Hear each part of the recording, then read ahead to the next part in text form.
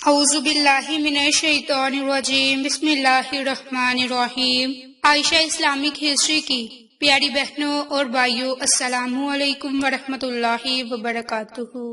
تمام تعریفیں اللہ کے لیے، وہی نیک لوگوں کا ولی ہے۔ میں گواہی دیتی ہوں کہ اللہ کے سوا کوئی معبود برحق نہیں، وہ یکتا ہے، اس کا کوئی شریک نہیں۔ اور میں یہ بھی گواہی دیتی ہوں کہ حضرت محمد مصطفیٰ صلی اللہ علیہ وآلہ وسلم اللہ کے بندے اور آخری رسول ہیں۔ یا اللہ ان پر اور ان کی آل پر اور تمام صحابہ کرام پر اپنی رحمتیں، برکتیں اور سلامتی نازل فرما، آمین۔ میری بہنوں اور بھائیوں، آج کی اس ویڈیو میں آپ کے ساتھ محرم الحرام کے آخری عشرے کا خاص عمل اور وظیفہ شیئر کرنے جا رہی ہوں۔ یہ عمل، یہ وظیفہ بہت ہی بابرکت ہے اور اس عمل کی بہت ہی زیادہ فضیلت اور برکات ہے۔ میری بہنوں اور بھائیوں، آج کی اس ویڈیو میں آپ کے ساتھ محرم الحرام کے آخری عشرے کا خاص صدقہ بھی شیئر کروں گی، اور ساتھ ہی ساتھ آپ یہ عمل، یہ وظیفہ سفر المظفر کا چاند دیکھنے تک روزانہ کر سکتی ہیں۔ انشاءاللہ تعالی اس عمل کی برکت سے آپ کی تمام تر تنگ دستیاں ختم ہو جائیں گی۔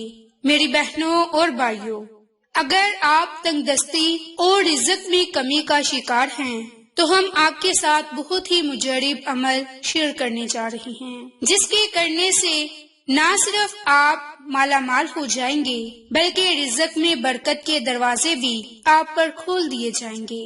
میری بہنوں، وظیفہ کرنے سے پہلے چند باتوں کا خاص خیال رکھیں کہ 5 وقت کی نماز ہر حال میں پڑھیں، تمام انسانوں اور کلمہ گو سے محبت رکھیں اور فرقہ پرستی کے خیالات کو ذہن سے نکال دیں، تاکہ جب آپ رب کی مخلوق سے اخلاص اور محبت رکھیں گے تو اللہ تعالیٰ بھی آپ سے محبت رکھیں گے۔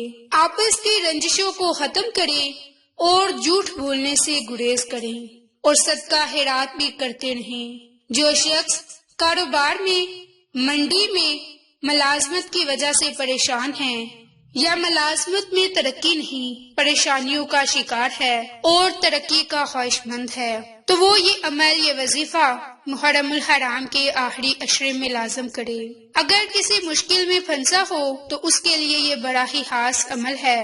ایسے شخص کو چاہیے کہ وہ آٹے کی گولیوں پر جو انگور کے دانے کے برابر ہوں انہیں بنا لے اور انہیں دھوپ میں سکھا لے۔ بغیر سکھائے بھی آپ ان گولیوں پر یہ عمل، یہ وظیفہ کر سکتی ہیں، اور یہ گولیاں آپ نے صدقہ کرنی ہیں میری بہنوں، اور یہ صدقہ محرم الحرام کے آخری عشرے کا صدقہ ہوگا۔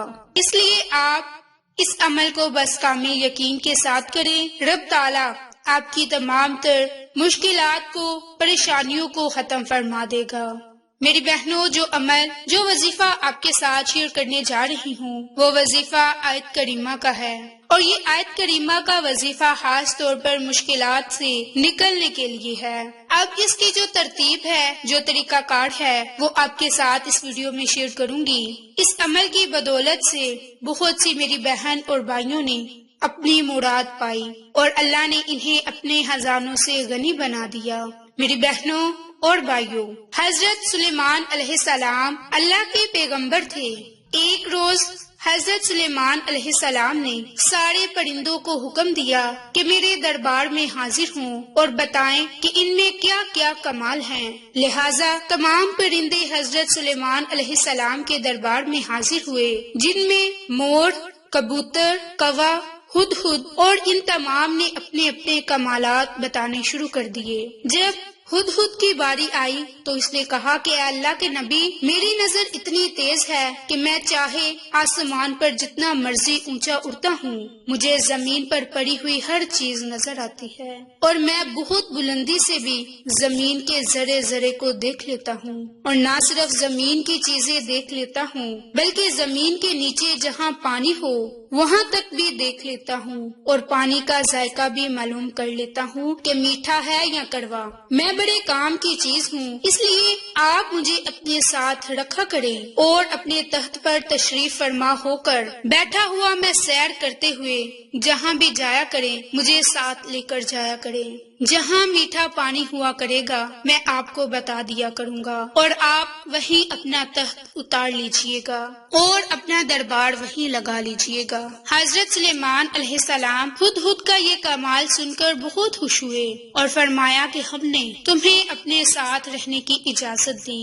کوا ہدہد کا یہ کمال اور عزت افزائی سن کر حسد کے مارے جل بن گیا۔ کوا حضرت سلیمان کی خدمت میں حاضر ہوا اور کہا کہ ایک عرض میری بھی سن لے۔ ہدہد نے جو کہا بالکل غلط کہا۔ اس نے جو اپنا کمال بیان کیا ہے اگر اس میں یہ کمال ہوتا تو اتنی دور آسمان پر اڑتے ہوئے اسے زمین پر پڑا ہوا جال اور زمین پر پڑا ہوا دانا نظر آ جاتا۔ اگر اتنا ہی با کمال ہوتا تو جال نظر آتا اور یہ جال میں نہ پھنستا۔ حضرت سلیمان نے ہدہد سے کہا کہ کوے کا اعتراض سنا تم نے، تمہارے پاس اس اعتراض کا کیا جواب ہے؟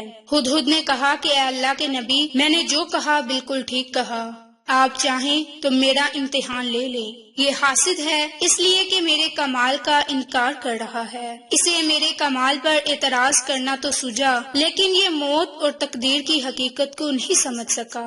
میں نے واقعی ہی صحیح کہا ہے، اگر میں نے صحیح نہ کہا ہو تو بے شک آپ میرا سر تن سے جدا کر دے۔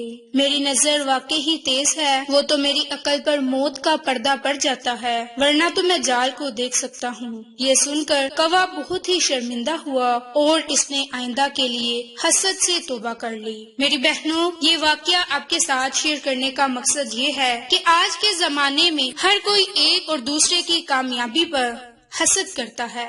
ایک دوسرے سے حسد کرنے سے بہتر ہے کہ ایک دوسرے کے ساتھ مقابلہ کر لیں یا وہی کام کر لیں۔ میری بہنوں اور بھائیوں، اب آپ کو عمل کرنے کا طریقہ کار بتاتے ہیں کہ اگر آپ کو لاکھوں کروڑوں کی بھی ضرورت ہوئی تو آپ یہ عمل کر سکتے ہیں۔